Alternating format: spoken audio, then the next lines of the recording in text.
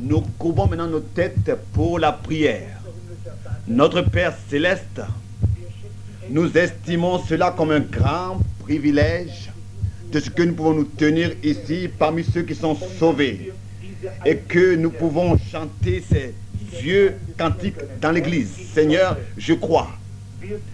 Nous voyons que la foi qui a été transmise une fois pour toutes à nos pères par tous les différents âges a vécu dans tes enfants. Comme nous l'avons entendu dans le cantique, nous sommes en chemin vers Cana. Et nous te prions, Père, si aujourd'hui quelqu'un serait ici qui n'a pas encore pris cette décision et qui n'est pas encore venu de seulement pouvoir croire et de croire seulement la parole. C'est ainsi que je te demande que cela puisse avoir lieu maintenant, là où ils pourront prendre cette décision finale et recevoir Christ Jésus en tant que leur rédempteur, leur sauveur personnel et être remplis du Saint-Esprit. Nous te remercions aussi pour ce groupe des hommes d'affaires chrétiens du plein évangile qui sont ici aujourd'hui, car eux aussi, ils font en sorte que ce plein évangile soit prêché. Nous te remercions de ce qu'il y a encore des hommes d'affaires qui se prennent du temps pour te servir et pour parler de cela aux autres et qui mettent leur temps et leur argent à ta disposition pour aider beaucoup d'hommes à te rencontrer, pour que beaucoup entrent dans le royaume de Dieu. Nous te remercions pour les frères dans le ministère qui sont ici aujourd'hui et ceux qui tiennent la flamme allumée dans cet âge obscur pour que le chemin qui mène à la gloire reste illuminé. Père, bénis tous les membres de l'église du Dieu vivant et aussi ceux qui se sont ajoutés de manière nouvelle. Et pendant que nous sommes ici en train d'ouvrir la Bible, que tu puisses toi-même partager apporter ta parole selon que nous en avons besoin. Et quand notre chemin va arriver à sa fin, que nous irons dans la gloire, que de nouveaux enfants naissent dans le royaume de Dieu. Peut-être qu'il y en a quelques-uns ici ce soir qui sont très malades et qui ont besoin d'être touchés par toi, le grand médecin. Qu'ils puissent recevoir leur guérison. Nous te le demandons, Seigneur, accorde. Nous t'apportons l'honneur dans l'humilité, parce que c'est à toi seul qu'appartient l'honneur dans le saint nom du Seigneur Jésus-Christ, ton Fils. Amen. Vous pouvez vous asseoir. C'est l'un des plus grands jours de ma vie, le plus grand temps de ma vie, quand je peux me tenir devant le peuple de Dieu pour les servir. Car Jésus-Christ est la joie de ma vie. Et de leur dire ce qui signifie pour moi. Et j'ai aussi le privilège donc de partager cette joie avec d'autres qui l'ont peut-être pas encore reçue. J'ai avant vécu sur ce nom, que j'étais donc un jeune prédicateur, mais cela est passé maintenant depuis très longtemps. Souvent, j'ai pu mentionner cela, mais maintenant je suis le vieux prédicateur. Je suis devenu le vieux prédicateur. Chaque jour, il a mis un nouveau cantique dans ma bouche. Et chaque jour est plus beau que le jour précédent. Et quand je regarde au coucher du soleil et que je sais que ma vie doucement va vers sa fin, Christ devient pour moi toujours plus précieux. Jour après jour, j'ai le privilège de me tenir devant beaucoup de personnes et aujourd'hui aussi ici, devant beaucoup d'hommes d'affaires chrétiens et de parler avec eux, d'avoir la grâce de parler de ce que me signifie plus que toute autre chose dans le monde, de parler de la vie éternelle. Je ne crois pas qu'il y aurait quelque chose de plus grand que ça, sur laquelle je pourrais penser qu'en dehors de la vie éternelle. Quand vous êtes jeune, vous pensez que oui, tant que, peut-être que, quand vous êtes des enfants, vous jouez à ceci, à cela. Les jeunes petites filles ont leurs poupées, etc. Ensuite arrive l'éducation, ensuite l'école, et elles apprennent un métier, et après, elles se posent la question, qui est-ce qu'elles vont marier, etc. Et après, elles doivent s'occuper de payer le loyer. Et après, vous vieillissez. Mais je suis reconnaissant de ce qu'il y a quelque chose de vrai, il y a quelque chose de réel.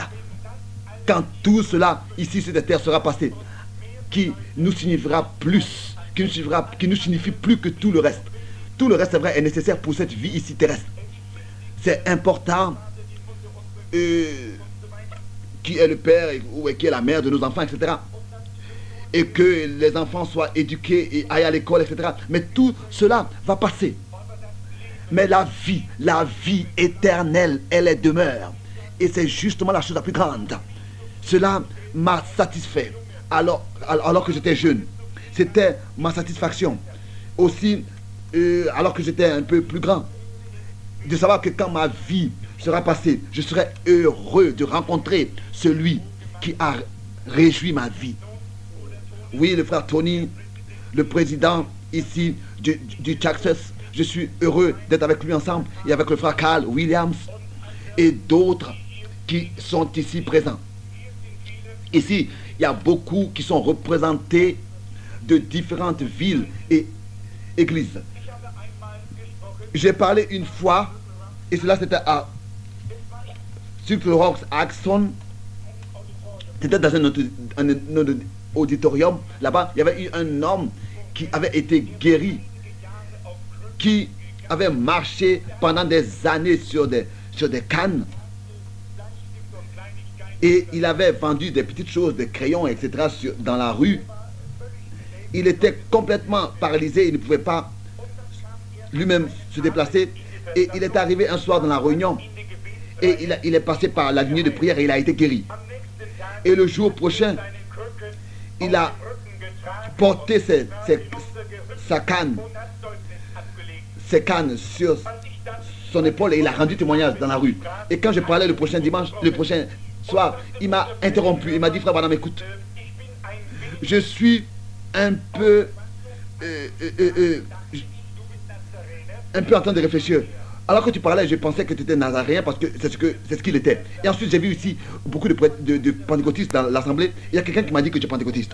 Et après, j'ai entendu que tu as dit toi-même que tu avais été ordonné dans l'église baptiste. Je suis complètement confondu. Qu'est-ce que tu es en fait? Je lui ai dit, mais ça c'est très simple. Je suis un pentecôtiste baptiste nazaréen. Vous voyez, je suis tout cela ensemble. Vous voyez, alors que j'étais allé au pentecôtiste il y a des années passées, le Seigneur m'avait envoyé parmi eux, car c'est à cela qu'il m'avait déterminé, pour prier pour ces enfants malades. Et les dénominations, les églises avec lesquelles j'étais autrefois, ne croyaient pas à la prière pour les malades. Et ne croyaient pas à la guérison divine. Pour eux, tout cela était étranger. Et ils m'ont dit, mais maintenant tu vas jouer le rôle d'un saint, etc. Peut-être que je le suis devenu, je ne le sais pas. Mais je suis heureux tel que je suis. Il y a quelqu'un qui me disait que j'ai perdu la pensée normale. Je dis, bon, laissez-moi seul, car je suis satisfait. Je suis encore plus satisfait que je l'étais auparavant. Je me sens vraiment très bien dans le Seigneur. Il y a de la joie, une joie inexprimable dans mon cœur et dans mon âme. Mais alors que j'étais allé au pentecôtiste, je pensais que c'était seulement un seul groupe qui existait parmi eux et qu'il n'y avait pas de division. Et j'ai dû constater qu'il y avait différentes divisions, différents groupes de pentecôtistes, comme je l'avais déjà vu parmi les baptistes et les autres confessions. Je ne voulais pas prendre parti pour n'importe quel groupe parmi eux, mais je voulais être parmi eux tous et dire, nous sommes tous des frères. Et ça, c'est ma disposition depuis toujours. Ça a toujours été ma disposition depuis toujours. La grande église du Dieu Tout-Puissant est unie dans la prière et dans la prédication. Et les hommes d'affaires du plein évangile, ils ont leur organisme, leur organisme, ils ne sont pas une organisation, mais ils sont un organisme. Et ils ont comme ça uni tous les différents groupes, ils ont lié tous les différents groupes. Et ils m'ont donné la place, ils m'ont pris comme sous leurs ailes. Et je suis heureux pour cette occasion que j'ai avec eux ensemble. Car ici, je peux donc exprimer la foi de tous ces différents groupes. Et ça, c'est pour moi quelque chose d'important. Je n'appartiens à aucune organisation, mais avec eux, je suis. Partout où je vais, que ce soit en Afrique, que ce soit n'importe où. J'étais il n'y a pas longtemps en Afrique du Sud. Et là-bas, le Seigneur nous a donné l'une des plus grandes réunions que nous avons jamais eues auparavant. C'était en Afrique du Sud. Où 30 000 tribus, presque habillées, presque nues, ont consacré leur vie au Seigneur. Et le prochain jour, Smith, le maire de la ville, m'a appelé à l'hôtel. Et il m'a dit, regarde à ta fenêtre ce qui se passe. Et il m'a dit, va vite, regarde ce qui se passe. Et là-bas, il y avait eu 7 camions, poids lourds, de l'Angleterre, remplis de chaises roulantes et de cannes. C'était des instruments que les gens avaient utilisés, qui étaient malades, qui étaient paralysés, etc. Et les guéris marchaient derrière ces camions avec les mains élevées. Ils étaient habillés normalement et ils ont chanté, crois seulement, crois seulement. Quoi, toutes choses sont possibles à celui qui croit. J'ai dit, oh Seigneur, ça c'est un jour que je ne vais jamais oublier. Là-bas, nous avions eu 3 jours et je devais repartir. Mais pendant ces 3 jours-là, beaucoup de choses se sont passées. Je ne sais pas tout ce qui s'est passé, mais cela s'est passé par les miracles que le Seigneur a fait sur la plateforme. Il y a un miracle qui particulièrement a fait en sorte que vraiment je ne peux pas oublier cela. Il y a un jeune qui était venu, qui marchait presque comme un chien. Il était tellement courbé et paralysé. Il a été guéri sur la plateforme à l'instant même.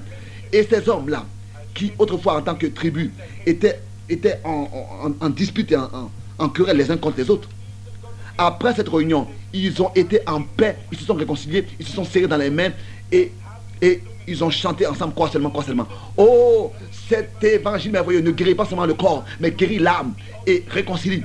Oh, la puissance, la résurrection du Seigneur Jésus-Christ n'a pas perdu sa valeur. Elle a la même puissance et elle se manifeste encore aujourd'hui. Cela est devenu toujours pour moi plus précieux jour après jour.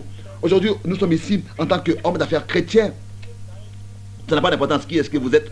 Je voudrais vous dire, consacrez votre vie au Seigneur. Si vous ne l'avez pas encore fait, ça n'a pas d'importance à quelle église vous appartenez.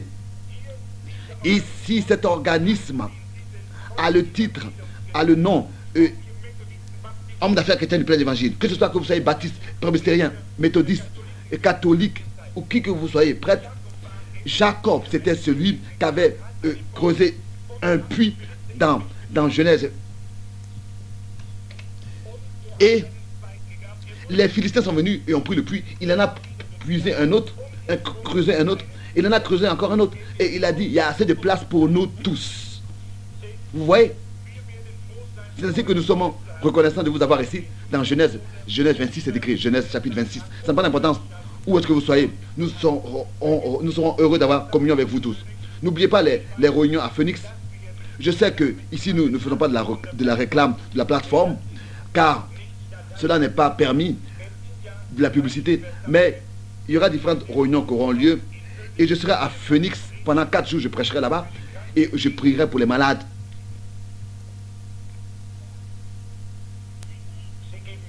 Il donne maintenant à Frère Branham les dates des différentes réunions. Pendant 4 jours, nous serons là-bas à Phoenix.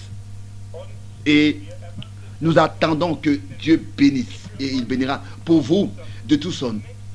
Le dimanche prochain, je serai dans l'assemblée de Dieu, dans l'assemblée là-bas sur le frère Arnold Max.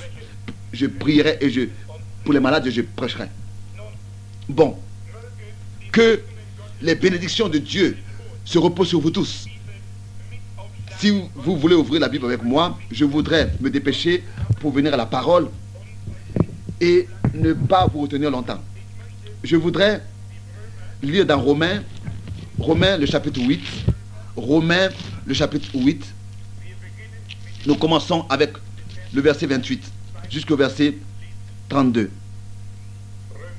Romains 8, verset 28. Nous savons du reste que toute chose concourt au bien de ceux qui aiment Dieu, de ceux qui sont appelés selon son dessein.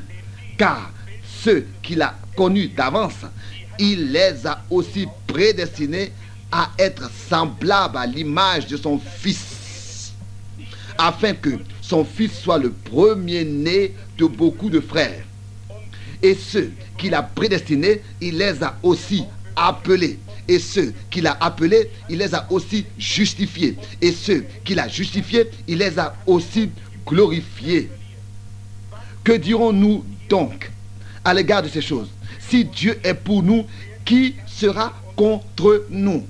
Lui qui n'a point épargné son propre Fils, mais qui l'a livré pour nous tous, comment ne nous donnera-t-il pas aussi toutes choses avec lui? Que le Seigneur puisse accorder sa bénédiction à la lecture de sa parole. Je voudrais parler de ce sujet, sur le sujet, le pardon. Ici, la Bible dit que tout nous a été pardonné en Christ Jésus. Tout nous a été donné. Je peux pas, nous ne pouvons pas ici parler de tout, mais ici, je voudrais souligner quelque chose. Il nous a donné tout. Et ça, c'est le pardon que nous avons reçu. Je ne veux pas ici parler de toutes choses qu'il nous a données en lui, mais d'avoir reçu déjà le pardon, c'est quelque chose de merveilleux. Car tous nous étions en faute, tous nous avions péché et nous étions privés de la gloire que Dieu accorde. Mais Dieu, dans son Fils, nous a pardonné. Il nous a pardonné nos fautes et nos péchés. Et ce pardon-là me rappelle à une histoire que j'avais lue pendant la guerre, pendant la Révolution. C'était un soldat qui avait fait quelque chose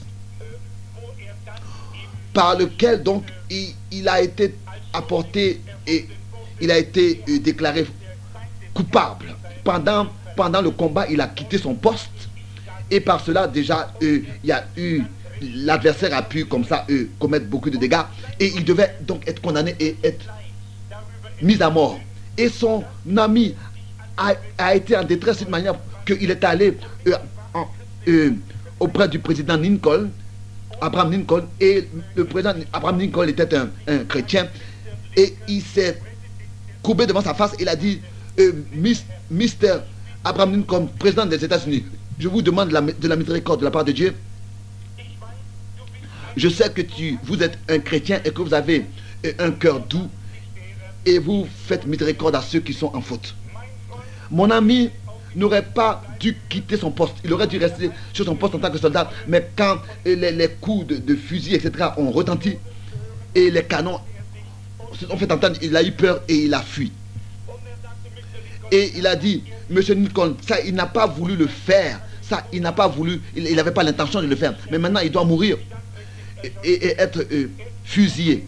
Il y a seulement une seule possibilité pour qu'il soit sauvé, c'est que vous puissiez signer, prendre la décision et signer de lui faire miséricorde. Et M. Abraham Lincoln n'a pas réfléchi longtemps. Il a pris une feuille simple et il a signé, moi, Abraham Lincoln, je pardonne cet homme qui ne soit pas fusillé. Et il a signé Abraham Lincoln, président des États-Unis. Et ainsi, l'ami qui est allé à lui l'a béni. Donc, il est allé à son ami dans la prison et il lui a dit, j'ai ton pardon ici. Il a sorti la feuille et l'homme a dit, s'il te plaît, ne fais pas de blague avec moi, je dois mourir demain. Il a dit, non, je ne crois pas. Le président dit, mais je ne crois pas ce que tu me racontes. Chacun peut signer comme ça Abraham Lincoln et mettre ça sur une feuille. Il dit, mais non, écoute, j'étais sur le président. Ça, c'est la signature du président de sa propre main. Tu es libre, il t'a été pardonné. Il a refusé son pardon, il a dit, c'est pas vrai, c'est pas possible. Et réellement, il a été fusillé. Et cela a eu lieu le prochain jour. Et ensuite, il y a eu le procès verbal. Et les juges, ils ont demandé, mais pourquoi est-ce que cette personne que le président avait pardonné a été malgré tout fusillée? Et cela a été la décision du juge. Un pardon n'est pas un pardon si ce n'est qu'il est reçu. Il est reçu en tant que pardon. Aujourd'hui, j'ai lu que Dieu nous a tout donné. Il nous a tout donné avec son Fils. Tout ce dont nous avons besoin, le pardon et tout. Mais il faut que tout cela soit accepté, reçu, quoi, cru. Justement, de le lire dans la Bible ne signifie pas que vous avez reçu votre pardon. Vous devez, en tant que votre pardon, le recevoir. Car Dieu, à votre place, a laissé mourir son Fils.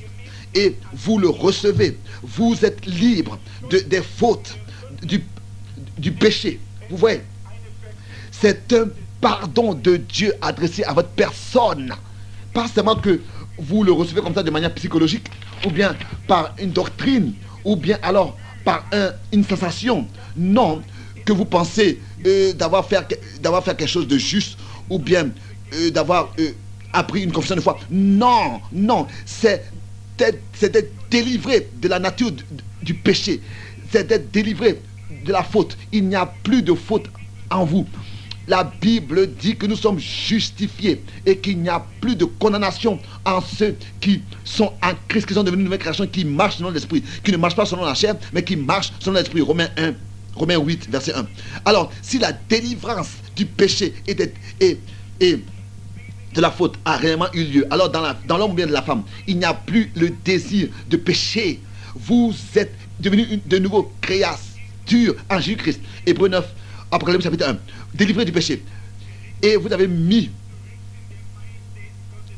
levé vos mains vers Jésus-Christ qui est assis à sa droite de sa majesté.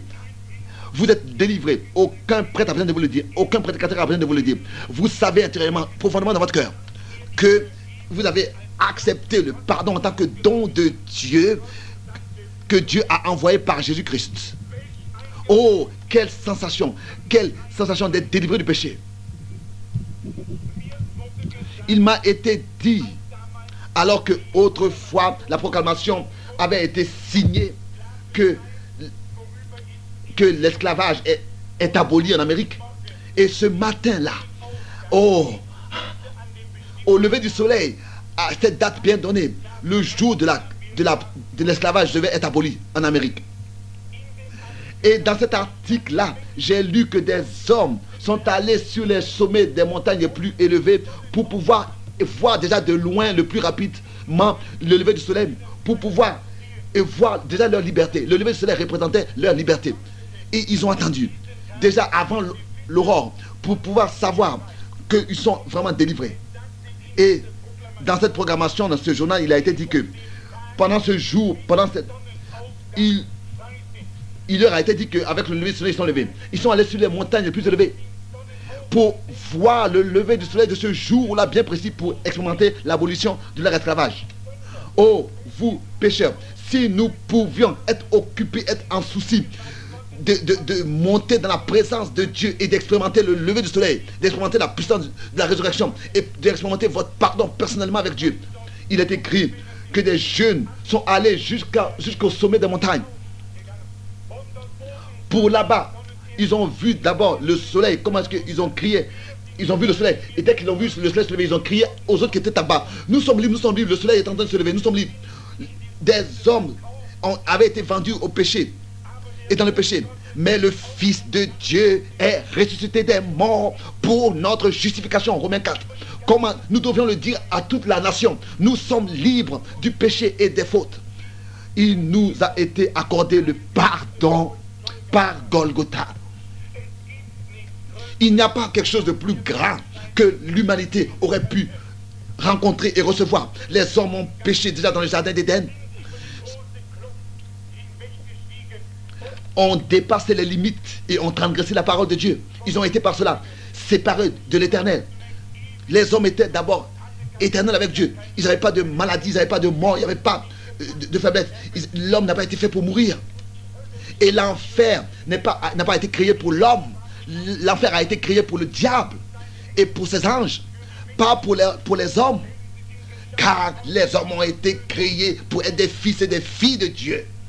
Mais quand l'homme a péché et ont dépassé ces frontières là de Dieu qui faisait la différence entre ce qui est juste et ce qui n'est pas juste. C'est ainsi qu'ils se sont séparés de la communion avec Dieu. Ils n'avaient plus de possibilité de revenir à Dieu d'eux-mêmes. L'homme était parfaitement perdu. Il ne pouvait plus à cause du péché revenir à Dieu. Mais Dieu, riche en miséricorde, comme c'est écrit dans Éphésiens 2, a préparé, a eu un sacrifice à la place de l'homme. Car le jour où vous mangez de cet arbre, vous devriez mourir. Et c'est ainsi que cela s'est passé.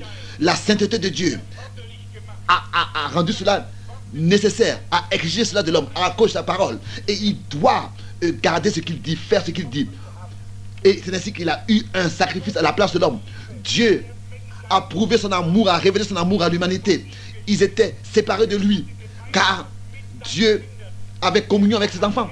C'était vraiment un état qui a brisé le cœur de Dieu pendant toutes ces différentes années. Mais sa parole dit, le jour où vous mangez, vous devriez mourir. Le jour où vous mangez de cet arbre, vous devez mourir. Vous mourrez. Nous devons toujours croire ce que Dieu dit. Tout ce que la Bible, tout ce que la parole de Dieu dit est vrai. Dieu ne peut pas briser sa parole. Dieu ne peut pas reprendre quelque chose qu'il a prononcé. Il est infini, il est éternel. Sa première décision est une décision éternelle. Il n'a pas besoin de la corriger, de la reprendre. Il ne peut pas non plus apprendre, après avoir décidé quelque chose, d'essayer de rectifier. Non, il est parfait déjà depuis le commencement. Ce que Dieu dit est parfait et ça ne peut pas être transformé et changé. C'est une décision parfaite déjà depuis le commencement. Tel que Dieu agit, ou bien alors se comporte avec les siens. C'est ainsi qu'il doit le faire toujours jusqu'à la fin, tel qu'il a dit déjà, et l'a fait déjà depuis le commencement. Si il a montré, il a frayé à l'homme, aux premiers hommes, un chemin pour leur salut, pour les sauver, tel qu'il a fait au commencement de la Jardin d'Éden, c'est ainsi que cela doit demeurer pendant tout le temps. Si Dieu guérit les malades sur le fondement de la foi, s'il a promis la guérison sur le fondement de la foi, il doit toujours ainsi le faire. Il ne peut pas encore changer et trouver une autre solution. Non, il doit demeurer le même. Bon, Dieu avait pris un sacrifice à la place de l'homme déjà dans les années d'Éden. Et c'était un sacrifice qui avait été apporté pour eux. Le sang a coulé par l'animal qui avait été apporté là. Il n'y a pas d'autre possibilité de revenir en communion avec Dieu en dehors du sang versé de l'agneau de Dieu. Seulement sur ce chemin-là, il agrée ses enfants de nouveau. Il les reçoit. Il n'y a pas d'autre prix, il n'y a pas d'autre possibilité. La première décision de Dieu est juste et elle est éternelle et elle est vraie. Dieu ne peut pas mentir, il ne peut pas reprendre sa parole. Dès qu'il a frayé un chemin pour sauver l'homme au commencement, c'est ainsi que cela doit rester jusqu'à tout le temps. Si Dieu a, sur le fondement de la foi, promis la guérison aux malades, il faut que cela reste toujours ainsi. Il ne peut pas reprendre sa parole. Il doit demeurer le même. Bon. Dieu a pour l'homme dans le Jardin d'Éden préparé un sacrifice à la place de l'homme. Et c'était un animal qui avait été apporté. Le sang a coulé. Le sang de l'animal qui avait été apporté. Et Dieu a agréé cela. Et il n'y a pas d'autre possibilité pour revenir en communion avec Dieu que seulement par le sang versé de l'agneau de Dieu. Seulement sur ce chemin-là, Dieu agrée ses enfants. Il n'y a pas d'autre prix. Il n'y a pas une autre possibilité de retourner à Dieu, de revenir à Dieu. La première décision de Dieu est vraie, est juste et elle est éternelle. Dieu ne peut pas mentir et il ne peut pas non plus reprendre ce qu'il a dit. Vous voyez, autrefois, c'était la seule et unique possibilité de la part de Dieu. Et la possibilité de revenir, de recevoir la communion avec l'homme. C'était seulement par le sang de l'animal qui avait été immolé par le sang qui a coulé. Et si maintenant, ici nous mourons, terrestrement, cela ne veut pas dire que nous sommes morts. Mais Jésus-Christ a dit, celui qui vit et qui croit en moi ne mourra plus, ne mourra pas. Cette mort de laquelle il est parlé ici signifie être séparé de Dieu. Vous voyez, ici c'est une mort physique.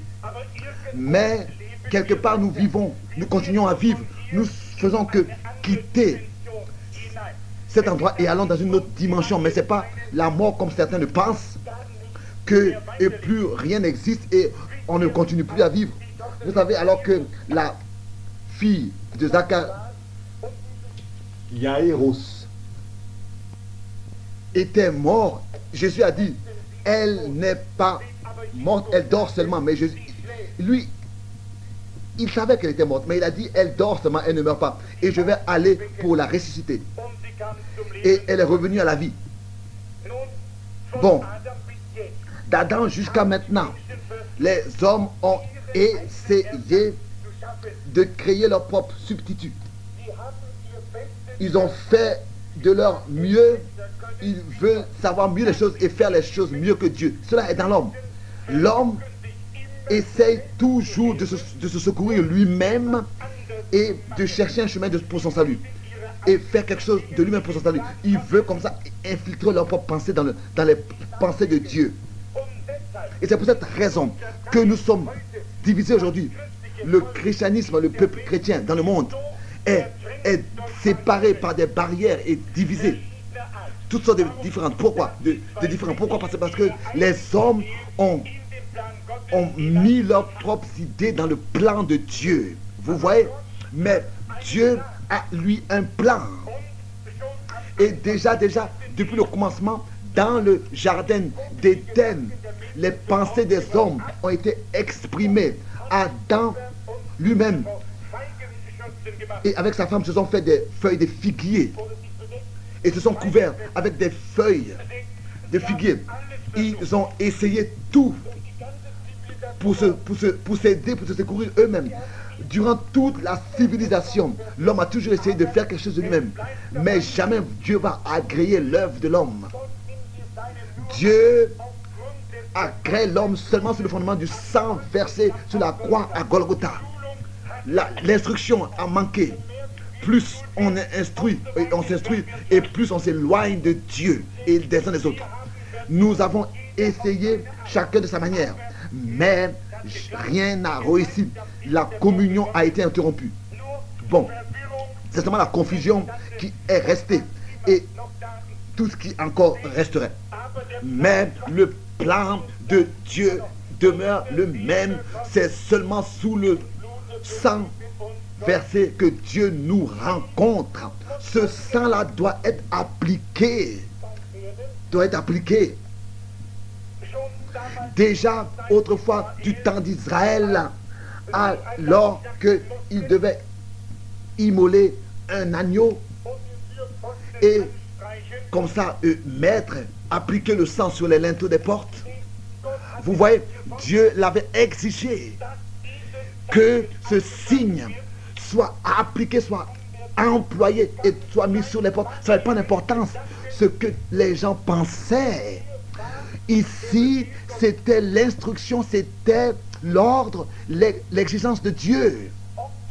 Que ce soit qu'ils étaient israélites, qu'ils étaient circoncis, qui croyaient en Jéhovah, tout cela n'a pas pu comme ça remplacer l'exigence de Dieu, car ici était l'ordre divin. Le sang devait être appliqué sur les linteaux des portes. C'est pour cette raison que je crois aujourd'hui que chaque chrétien doit expérimenter la puissance du sang de Jésus-Christ, comme c'est écrit dans Hébreux, le chapitre 13, verset 20 et 21, dans la traduction d'Arby en français, pour être délivré entièrement. Ça n'a pas d'importance ce qu'il aurait encore d'autre. Il faut que cela soit présent comme autrefois en Israël. Et il s'agit ici de la vie qui est dans le sang. Elle doit devenir visible. Dieu veut la voir en nous. Ça n'avait pas d'importance comment est-ce que le peuple était religieux. Et la maison et le peuple étaient religieux. Et comment est-ce qu'ils avaient instruit et éduqué leurs enfants. Et comment est-ce qu'ils prenaient part à toutes les réunions. Et chantaient les cantiques et toutes les choses qu'ils ont faites que Dieu exigeait. Mais dans les dernières heures où il s'agissait de la mort ou de la vie, il fallait que le sang soit appliqué sur les linteaux des portes. Et le sang montrait que un sacrifice innocent à la place de l'homme a laissé sa vie. Et que le sang a été comme preuve de la vie qui a été laissée, appliquée de manière visible sur les portes. Que cette maison-là est protégée, est sûre sous le sang versé. Ça, c'était un type, un symbole. Vous voyez, ici, dans ces derniers jours, nous arrivons dans les heures où Dieu délivre son peuple. Ça, je le crois. Et aussi certain que le sang, là-bas, en tant qu'en mémoire, avait été appliqué sur les linteaux des portes. C'est ainsi que le signe, aujourd'hui, doit être présent et est nécessaire, est obligatoire. Vous voyez, il ne pouvait pas, comme ça, quelque part comme ça, appliquer le sang du Seigneur Jésus. Non. Non, les premiers chrétiens. Non. Autrefois, dans l'Ancien Testament, c'était le sang d'un animal, d'un agneau qui avait été appliqué sur les linteaux des portes. Mais la vie qui était dans cet agneau ne pouvait pas revenir sur l'homme, car l'animal n'a pas d'âme. C'est peut-être raison que la vie ne peut pas revenir sur celui qui était venu pour adorer. Mais maintenant, alors que le sang de Jésus-Christ, du Fils de Dieu, à Golgotha, a été versé, et que par le sang nous avons été rachetés, et la vie c'est Dieu, donc lui-même qui revient par le Saint-Esprit sur le croyant, dans le croyant, pour établir sa demeure dans la fin des temps. Et si quand Dieu verra cela, si Dieu voit cela, sa propre vie qui en toi, par son esprit, alors il passera sans détruire. Vous devez accepter la mort de Jésus-Christ qui a eu lieu à votre place. Et le Saint-Esprit lui-même rend témoignage. Vous direz peut-être que j'ai accepté ce sacrifice pour moi. Et vous vivez encore dans le monde. Et vous vous comportez comme le monde. Et vous faites ce que le monde fait. Alors vous n'avez pas de preuve que cela s'est accompli avec vous. Il faut une preuve du pardon. Et la preuve du Saint-Esprit, de la vie du Saint-Esprit, doit être en vous, dans votre vie. Ça, c'est une obligation pour chaque homme, pour chaque femme, dans ces derniers jours, en tant qu'un signe. Je dis que ça dit, en vérité, je vous le dis, si ce n'est que quelqu'un naisse d'eau et d'esprit, sinon il ne peut pas voir le royaume de Dieu. Vous voyez, c'est le programme de Dieu, son sang. Le sang était dans l'Ancien Testament, le sang est dans le Nouveau Testament. Dans l'Ancien Testament, le sang d'animaux est un symbole du sang de l'agneau qui aurait coulé. Mais l'adorateur repartait avec les mêmes sensations de faute avec lesquelles il était venu. Mais maintenant, l'adorateur est purifié de la nature du péché et est délivré de cette nature du péché. Il n'a plus de désir de pécher et de faire le péché. Il est passé de la mort à la vie et il est devenu une nouvelle création. Les choses anciennes sont passées. Il est en Christ et il a reçu la vie éternelle. L'Esprit de Dieu se repose en lui, vit en lui, et la vie de Jésus-Christ est manifestée par lui. Et la Bible dit Jésus-Christ le même, hier, aujourd'hui et éternellement. Dieu attend l'heure où l'Église revient dans cette position, dans cet état spirituel. Ça n'a pas d'importance. Qui est-ce que vous soyez, à quelle assemblée vous appartenez, vous, et à quoi est-ce que vous aurez appartenu. Ce signe de la mort de Jésus-Christ et sa résurrection doit être visible dans votre marche, visiblement dans votre vie. Il a dit un peu de temps et le monde ne me verra plus. Mais vous me verrez. Je serai avec vous. Je serai en vous. Je me manifesterai à vous. Je me révélerai à vous.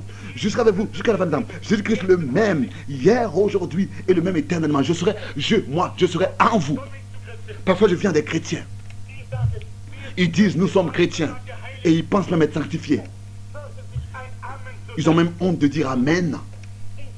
Ils ont honte de chanter les cantiques spirituels de Sion, les psaumes. Je veux me tenir parmi des hommes qui n'ont pas honte de l'évangile de Jésus-Christ.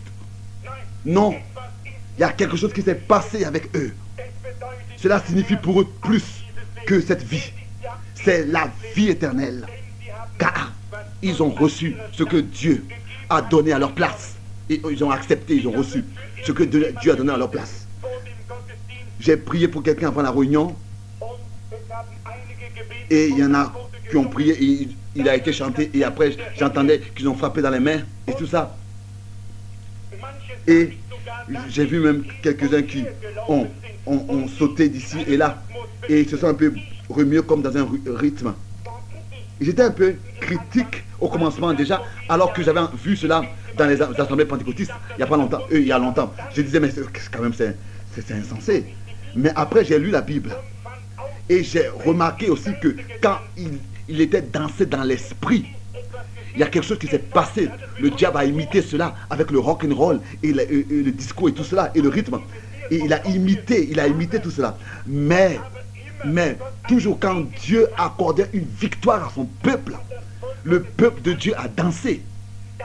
Autrefois, alors que la victoire sur Goliath avait été accordée au peuple de Dieu, alors les Israélites ont rentré David et ils ont loué la victoire, alors que le peuple d'Israël était passé par la mer Rouge et qu'ils étaient de l'autre côté du bord. Myriam a pris la cymbale et a commencé à danser et à chanter, et tous les autres ont suivi et ont dansé en esprit. Ça, c'était une vraie assemblée, une vraie réunion de Pentecôte. Sinon, je n'ai pas encore vu une vraie réunion de Pentecôte. Mais l'erreur chez moi était que je n'avais pas assez de victoire. Si vous avez la victoire de Dieu et la preuve de Jésus-Christ qui a été manifestée pour vous et en vous, alors vous pourrez chanter. Comme ce psaume dans la Bible. Alors que le psalmiste, autrefois, vous savez, David, alors qu'il avait pris la fille de Saül pour femme, elle était un peu orgueilleuse et fière et elle pensait que toute chose doit se dérouler de manière correcte, etc. Et elle n'avait pas reconnu que la colonne de feu était avec le peuple d'Israël et que Dieu avait accordé à David la victoire et qu'il avait assez de raisons pour louer et exalter le Seigneur. Et ensuite, David est revenu avec l'arche de l'alliance du Seigneur. Et devant l'arche de l'alliance, David a dansé. Et il a chanté et la louange à Dieu. Et la fille de Saül était un peu touchée. Et elle a dit même, le roi se comporte de manière indigne et pas correcte. Et David a dit, si tu n'aimes pas cela, alors regarde, je le fais encore plus, car je donne ainsi la gloire à Dieu. Et il a commencé encore plus fort de danser, de se réjouir en esprit et de remercier le Seigneur. Les autres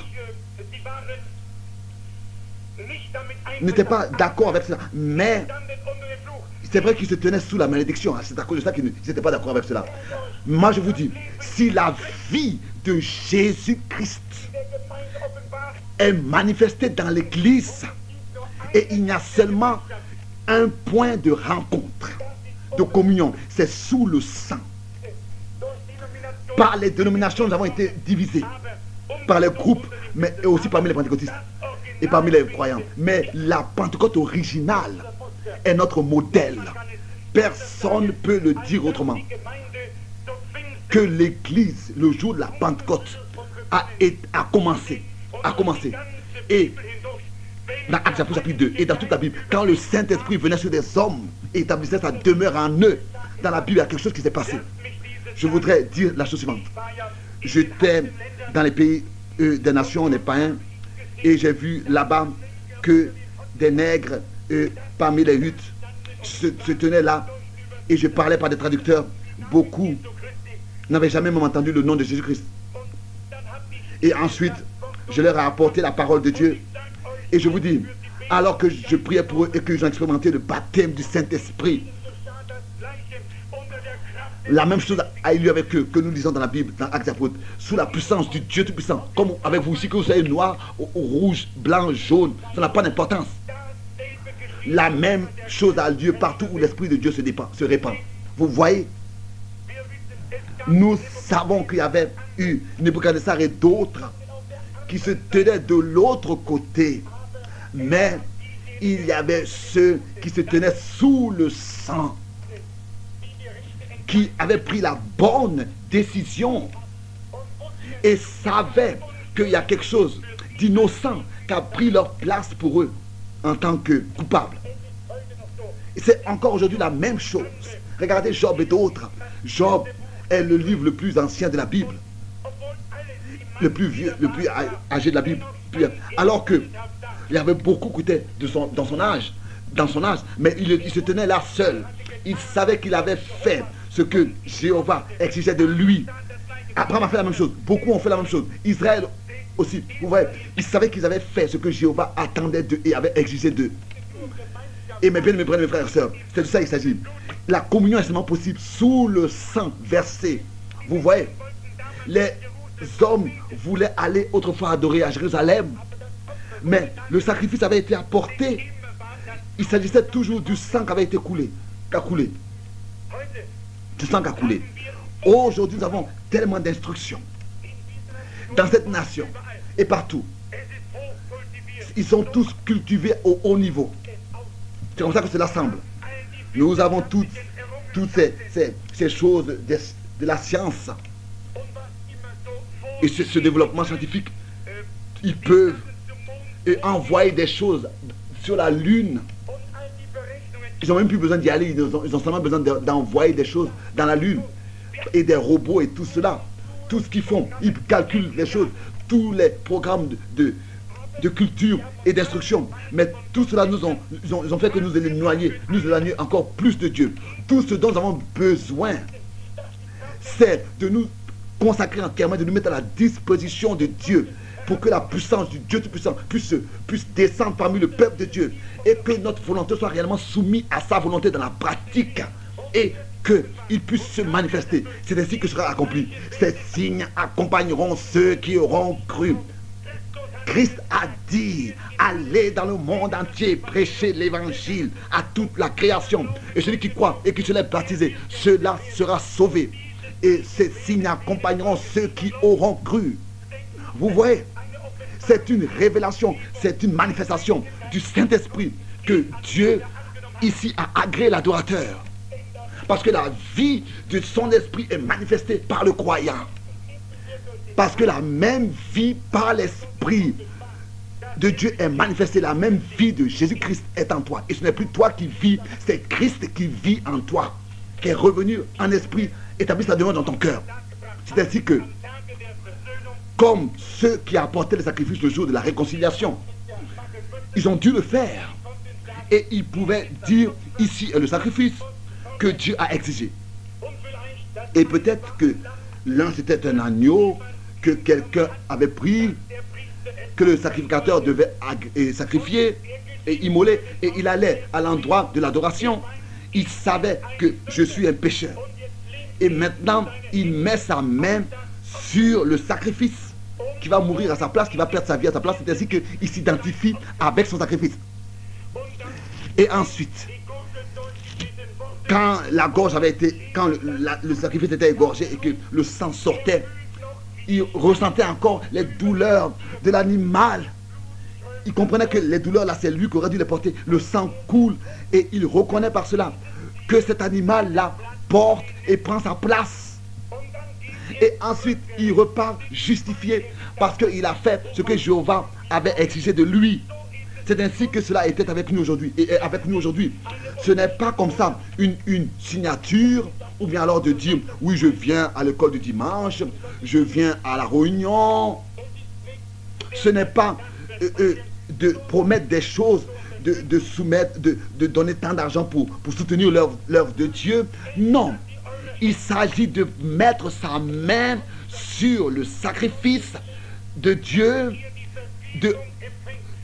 pour que vous puissiez recevoir votre pardon et que vous soyez identifié avec votre sacrifice et de comprendre que Jésus-Christ dans sa chair a porté vos fautes et vos péchés sur le bois. Il est votre sacrifice. Il est mort et il est ressuscité. Vous êtes mort avec lui et enseveli avec lui par le baptême, crucifié avec lui, et vous êtes ressuscité avec lui pour marcher désormais en nouveauté de vie. Si, avec un cœur sincère, vous l'avez expérimenté cela, et vous avez fait ce que Jéhovah exigeait. Vous voyez, les Juifs auraient pu être justifiés parce qu'ils avaient fait ce que Jéhovah avait exigé. Cela, il avait exigé. Mais ensuite, cela est devenu une tradition familière. Ils ne faisaient plus de tout leur cœur. Le jour de la réconciliation arrivait et les Juifs avaient déjà fait ce qui était juste selon l'extérieur. Mais leur cœur n'était plus dans la chose. C'est devenu une tradition. La sincérité, la consécration n'était plus là. C'est vrai qu'ils allaient encore au temple le jour de la réconciliation. En tant que toute famille, en tant que toute la famille. Et ils pensaient que chacun le fait, nous devons aussi le faire. C'est là aussi qu'est arrivée notre chrétienté aujourd'hui. C'est là que les mouvements pentecôtistes sont arrivés encore aujourd'hui. C'est devenu une tradition. Vous voyez, nous ne nous identifions plus à notre sacrifice. Comme c'est écrit dans Romains 6, nous devons devenir une seule plante avec lui dans sa mort. De combattre quand nous sommes morts avec lui, avec notre sacrifice. Nous disons oui, nous sommes chrétiens. Parce que nous appartenons à une assemblée, ça ne signifie rien du tout. Je vous dis, vous devez vous identifier à votre sacrifice. Il est écrit dans 1 Corinthiens 5, qui est notre sacrifice? Notre Pâque a été immolé, Christ. Et vous devez avoir mis votre main sur votre sacrifice, sur le sacrifice. Et l'esprit du Christ est en vous alors, et vous êtes en lui, jusqu'à ce que vous soyez devenus des fils et des filles de Dieu. Mais où est la sincérité aujourd'hui? Et la consécration aujourd'hui? C'est devenu un rituel. C'est devenu seulement une forme extérieure, comme c'était autrefois. Que des hommes pensent qu'ils sont chrétiens. Vous voyez? Il n'y a pas longtemps, j'ai rencontré une jeune femme dans la lignée des prières et je lui ai demandé: es-tu chrétienne? Elle a dit: je veux te laisser savoir que je suis une américaine. Est-ce que cela a quelque chose à faire avec la chrétienté, avec le fait d'être chrétien? C'est bien d'être américain, mais vous devez naître de nouveau, naître d'en haut pour être chrétien. Il y a une autre femme qui me demandait, à qui j'ai demandé: es-tu chrétienne? Et elle était tellement étonnée de ma question. Elle a dit: mais je veux te laisser savoir que tous les soirs, j'allume une bougie. Est-ce que cela a quelque chose à voir avec la vie d'un chrétien? Mais si Christ et sa vie est en vous, alors vous êtes seulement de cette manière identifié avec lui, votre sacrifice. Christ en vous. Ce n'est pas comme ça d'appartenir à une église, à une assemblée, mais la chose vraie, la chose véritable. Et ensuite, quand nous arrivons à la lignée de prière, quand vous voyez dans la lignée de prière, sous le discernement des pensées, combien de fois Jésus aux hommes: répentez-vous. Vous voyez? Où sont nos prières aujourd'hui? C'est devenu la tradition. Nous nous mettons à genoux, le soir nous disons: Seigneur, bénis celui-ci, aide mon frère, aide ma soeur à faire ceci, à faire ça. Alors vous utilisez Dieu comme un boy, vous l'envoyez ici et là, et vous lui dites ce qu'il doit faire. Vous lui montrez seulement ce qu'il doit faire. Et vous lui donnez des ordres: Dieu fait ceci, Dieu fait cela, Dieu que tu puisses bénir. Ce n'est pas comme Jésus nous a appris à prier. Il a dit: quand vous priez, faites que dites que notre Père qui est au ciel, que ton nom soit sanctifié, que ton règne vienne, que ta volonté soit faite sur la terre comme au ciel. Mais nous pensons devoir dire à Dieu ce qu'il doit faire. C'est pour cette raison que l'Église a refroidi et que les grands réveils qui étaient venus sur le pays, par lesquels des millions se sont ajoutés à l'Église, ont disparu. Maintenant, c'est toutes sortes de soi-disant chrétiens et de soi-disant expériences comme tradition, au lieu que une repentance vraiment divine, véritable, par l'Esprit de Dieu vienne sur eux, qu'ils soient vraiment convaincus du péché par l'Esprit de Dieu, pas par un autre, et que vraiment par cela quelque chose de nouveau soit créé en eux, une nouvelle vie, une humilité, d'une manière que vous ne pouvez pas vous reposer jusqu'à ce que Dieu s'est manifesté, parce que la vraie humilité, c'est que la volonté de Dieu soit faite. Pas d'appartenir à une confession, mais la vie de Jésus-Christ en vous, c'est elle qui vous pousse à aller là où Dieu parle, là où Dieu bénit. Hier, j'ai parlé avec un jeune homme Et j'ai été, par cet entretien, cela m'a rappelé, alors que je travaillais encore en Indiana, là-bas il y a beaucoup de sources, des sources naturelles. Et particulièrement l'une que j'aimais beaucoup, l'eau jaillissait vraiment d'une manière particulière, d'une manière merveilleuse. Et je me suis arrêté comme Moïse s'est arrêté devant le buisson ardent. Et j'avais dit, toi source, qu'est-ce qui te rend si joyeuse que tu jaillis comme ça, plein d'amour et de joie, que ce soit en hiver, que ce soit en été, que ce soit au printemps, que ce soit en automne. À savoir que je passe ici, tu jaillis comme ça. Es-tu si heureuse de ce que les animaux boivent ton eau, et les lapins et les biches et tous les animaux viennent et passent? Et si la source pouvait parler, elle dirait non, non, ce n'est pas à cause de ça.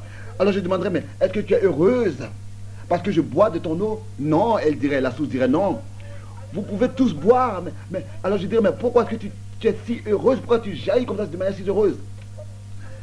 Hein, vraiment, ça me donne envie d'être comme toi. Si la source pouvait parler, elle dirait, ce n'est pas moi, ce n'est pas moi. Mais derrière moi, il y a quelque chose qui me pousse à jaillir. Et il y a une puissance en moi qui me fait sortir de cette manière pour rafraîchir mon entourage. C'est comme ça, comme Jésus-Christ disait, l'eau que je vous donnerai deviendra en vous une source qui jaillit jusqu'à dans la vie éternelle. Alléluia. C'est quelque chose dans l'adorateur qui s'est passé. Ça a jailli en lui. La vie est revenue. La vie de Dieu est revenue sur lui, est en lui. Et c'est dans Jacques 4 qu'il est parlé aussi d'un côté de la source et aussi de l'adoration. Mais aujourd'hui, tout est devenu une tradition. Le peuple d'Israël avait, selon l'extérieur, seulement observé la parole, les ordres, les ordonnances et les commandements. Mais le prophète Ésaïe, il avait été envoyé à Dieu, à eux, avec le ainsi dit le Seigneur. Et vous pouvez le lire. Dieu a toujours pu pu mettre sa main sur quelqu'un qui n'avait pas peur de prononcer les choses qu'il doit prononcer de la part de Dieu, au peuple de Dieu. Si vous voulez, par exemple, lire d'Ésaïe, lisez, commencez avec le premier chapitre. Et Dieu lui a laissé dire que leur sacrifice n'était pas agréable à Dieu. Et que c'était une mauvaise odeur à ses narines, quoique ces sacrifices étaient apportés selon la loi. Tous les sacrifices qu'ils ont apportés, quoique ça avait été ordonné par Dieu de le faire, mais parce qu'ils en ont fait une tradition et ils ne le faisaient plus de tout leur cœur. Ils n'étaient pas avec tout leur cœur dans ce qu'ils faisaient. Et c'est pour cette raison que c'est ainsi que nous avons fait la même chose avec la parole de Dieu. Nous en avons fait une tradition. C'est devenu un rituel. Alors que dans Romains 6 au verset 17, il est fait mention ici du cœur. Nous devons venir et savoir que c'est ainsi dit le Seigneur. Dieu a parlé et il se tient sur sa parole. Il est plus grand que ses promesses. Et il est fidèle pour accomplir tout ce qu'il a promis. Il est plus que capable de confirmer sa parole. Et Ésaïe a dû leur dire toute la vérité. Ils l'ont fait sans sincérité. Ils le faisaient seulement parce que d'autres le faisaient. Et parce que Jéhovah l'avait ordonné. Et les mères le faisaient et les grands-mères l'avaient déjà fait. Et aujourd'hui, nous faisons la même chose. On dit aujourd'hui, mon père était déjà, mon grand-père était déjà presbytérien. Ou bien mon père était baptiste, je suis baptiste. Etc. Mon père était pentecôtiste, je suis pentecôtiste. Mais ce n'est pas de ça qu'il s'agit. Nous devons arriver à ce point où nous devons reconnaître que nous sommes séparés de Dieu, éloignés de Dieu, et que nous devons venir sur le fondement du sang versé de Jésus-Christ.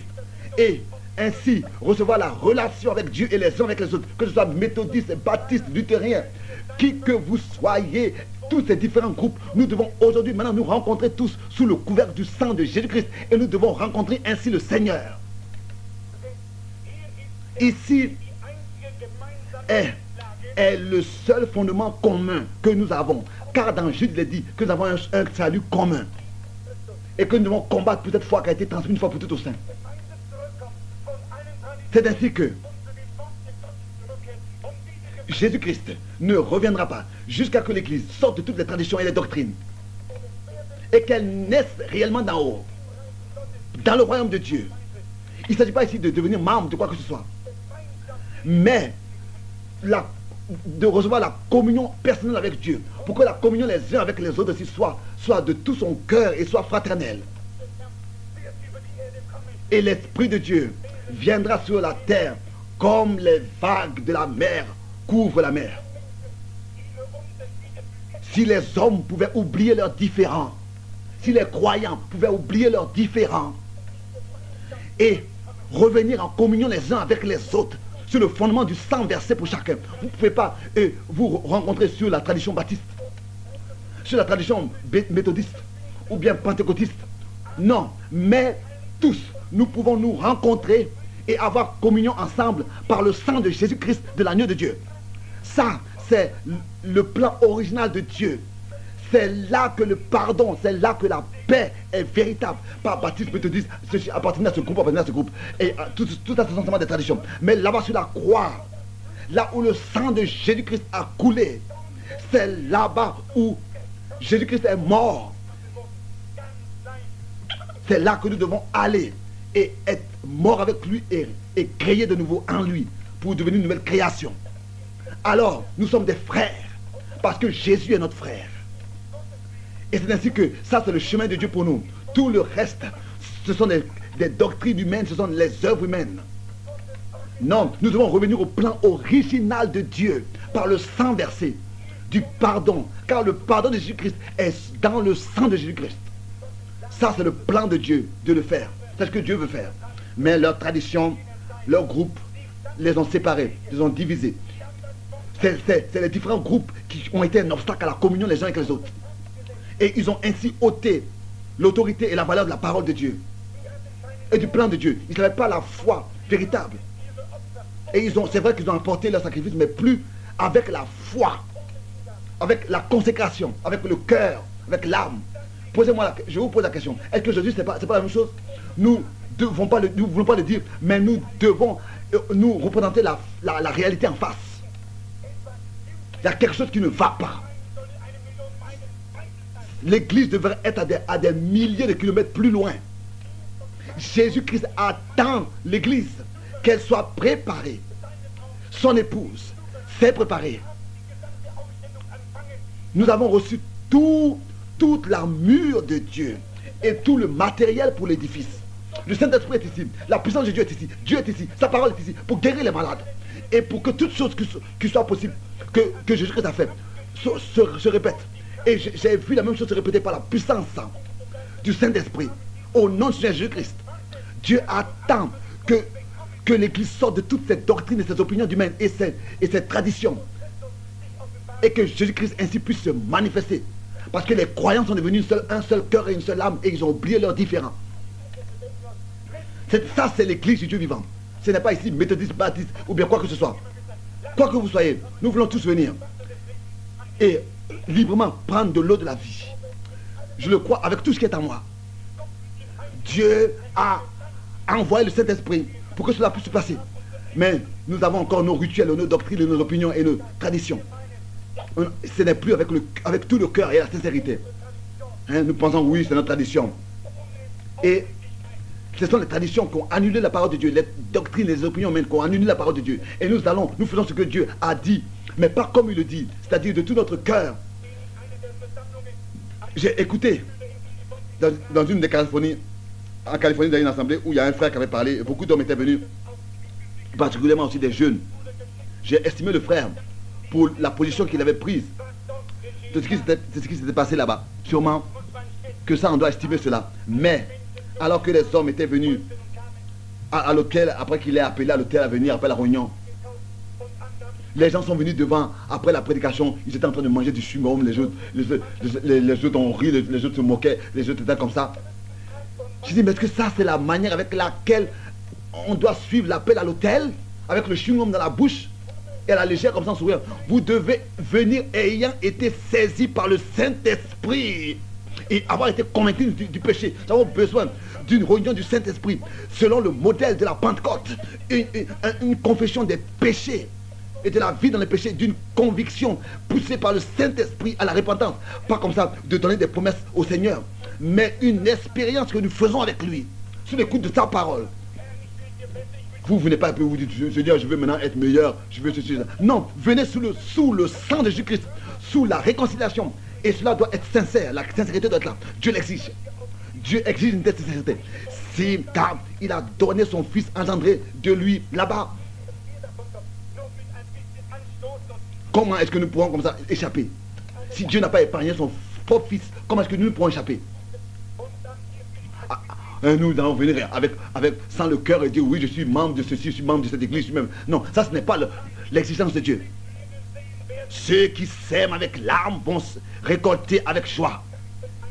Et ils vont récolter. C'est ce dont nous avons besoin aujourd'hui. Des hommes qui récoltent sous des larmes, qui sèment sous des larmes, qui récoltent avec joie. Oui, j'ai déjà parlé des réunions que nous avions eues avec Billy Graham. Et il disait ici, la règle à suivre est l'absolu. Il dit quand je vais dans une ville, il parlait de la parole de Dieu. Quand je vais dans une ville, il y a 30 000 personnes qui se convertissent. Et après plusieurs années, quand je repars, j'en trouve même pas 20 ou bien 30 qui sont restés de ces 30 000. Mais quand Paul allait dans une ville et qu'un se convertissait, après, cet unique-là qui s'est converti, 30 ou bien 40 sont devenus croyants par le témoignage de cet unique. Et frère Graham disait c'est la faute des faux prédicateurs. J'ai estimé son courage de pouvoir reprocher cela à ses collègues les prédicateurs. Mais je voulais lui poser la question, écoute, quel prédicateur était là à qui Paul aurait pu laisser le converti pour s'occuper de lui? Paul l'a fait sortir, a prêché la parole de Dieu jusqu'à qu'il sorte du monde. Et il est resté dans la ville jusqu'à qu'il soit rempli de cet esprit. Et que le feu de Dieu soit dans son âme. Et c'est ainsi que partout où il allait, il a prêché. Car le feu de Dieu brûlait dans son cœur. Aujourd'hui, nous avons besoin de la même puissance du Saint-Esprit. Pour que des hommes et des femmes sortent et que des âmes soient sauvées. Cela me rappelle l'histoire alors qu'un jeune homme était allé à un homme qui avait un bar et il est entré dans ce bar et il a dit mais écoute, ton écriture là devant n'est pas bon, hein. Regarde, il est tombé et il est dépassé et l'homme est sorti, il a enlevé son tablier, il a dit mais écoute, qu'est-ce que tu me racontes, c'est pas vrai, tu t'es trompé, mon écriture est encore là. Et le jeune homme lui dit non, tu n'as pas mis le bon écriture. Regarde ici.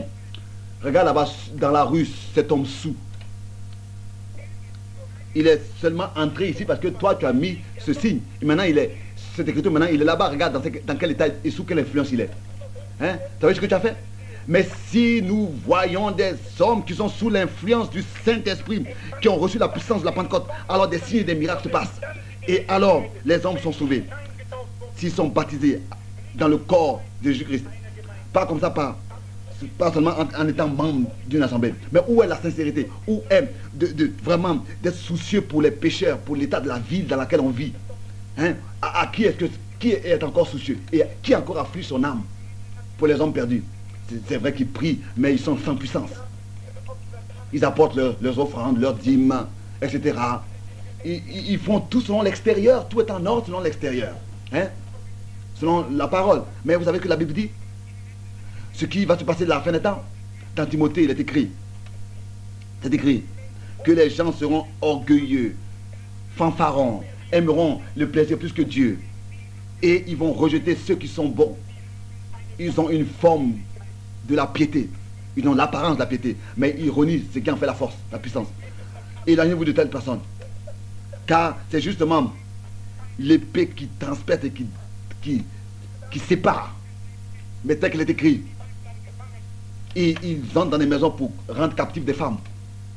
Vous voyez? Mais si la Bible dit que l'Église entre dans le même état, comme cela était dans l'Ancien Testament, dans la tradition et dans l'apparence extérieure, nous voyons encore une religion en tant que tradition. Oh, vous vous dites, cela concerne le communisme. Non, non, non, non. Ils ont une forme de la piété. Ils vont à l'église, ils appartiennent à une institution et ils font tout. Mais ils écoutent la parole, mais ils ne la vivent pas, ils ne vivent pas, ils ne sont pas comme ce qu'ils ont écouté. En eux, il n'y a pas de feu dans leur âme. Ils ne sont pas intéressés à quelqu'un d'autre. Ils ne sont pas soucieux des pécheurs et de ceux qui sont perdus.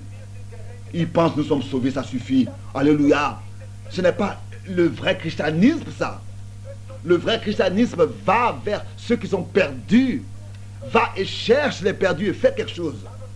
Mais nous asseyons là et nous faisons qu'écouter des prédications et nous croisons nos bras, hein, et nous disons nous sommes sauvés. Et il y a des hommes et des femmes qui sont autour de nous, qui sont perdus et nous ne faisons rien. Au moins ne serait-ce que notre vie puisse rendre un témoignage du salut que nous pensons avoir reçu.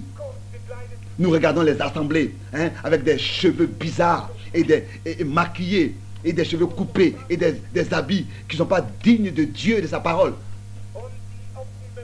Et les hommes qui fument et tout le visage maquillé. Et ils se ressemblent à toutes choses, mais pas à une chrétienne. Et ils appartiennent justement à ces différentes assemblées. Et vous les appelez des chrétiens. Qu'est-ce que Paul ferait s'il était là? Et qui pourrait, comme ça, conserver la paix. Déjà le matin tôt, on aurait dû le mettre en prison. Parce que son âme aurait brûlé pour l'état misérable de la ville. Il irait dans la ville, dans la rue, et il devra dire à tous les hommes de revenir à Dieu. Je vous dis que notre tradition et notre doctrine puent aux yeux de Dieu. Il n'y a rien de vivant en eux. Où est la vie de Dieu réellement? Où est le ainsi dit le Seigneur? Où est-ce que Dieu peut réellement se manifester? De manière que quelque chose se passe pour l'honneur de son nom. Regardez les dénominations. Ils ont grandi. Ils font que ça croît. Hein, elles sont plus belles qu'elles étaient auparavant. Mais elles seraient mieux avec une simple guitare dans la rue, avec une réunion à l'ancienne mode, avec le feu de la Pentecôte dans leur âme et qui brûle dans leur cœur, qu'avec tous ces sièges agréables dans les assemblées et le rythme et les batteries et toutes ces choses, ces guitares électriques. Dieu a un pardon et ce pardon est en Jésus-Christ. L'institution et toutes ces choses n'ont rien à voir à faire avec cela. Sous le sang de l'agneau de Dieu, c'est le pardon qui est contenu et la réconciliation et la communion. Ça, c'est le chemin préparé pour le pécheur. C'est seulement là que Dieu nous rencontrera. Prenez les baptistes, les méthodistes et les presbytériens. Laissez-les tous venir sous le sang. Alors ils sont tous des frères. Sous le sang, nous sommes tous des frères. Il n'y a plus de disputes, il n'y a plus de querelles, il n'y a plus de division. Mais si un méthodiste, si un baptiste se dispute sur le baptême, ou bien les unitaires, avec les trinitaires, alors je vous dis que les cheveux se dressent sur la terre. C'est comme ça qu'ils se disputent. Mais quand ils commencent à prier, alors tout va en ordre. Oui, oui, comme ce cantique l'a dit, Christ est la chose la plus précieuse et qu'elle demeure pour moi jusqu'à ce que je meure. Oui, jusqu'à que je sois mis dans la tombe et que je ne puisse plus parler ici. Oui, le sang de Jésus-Christ fait de méthodistes, de baptistes, de presbytériens, de quoi que ce soit, nous fait devenir tous des frères. Le même esprit de Dieu est alors en nous et a créé toutes choses nouvelles. Nous ne sommes plus des gens qui cherchent des disputes.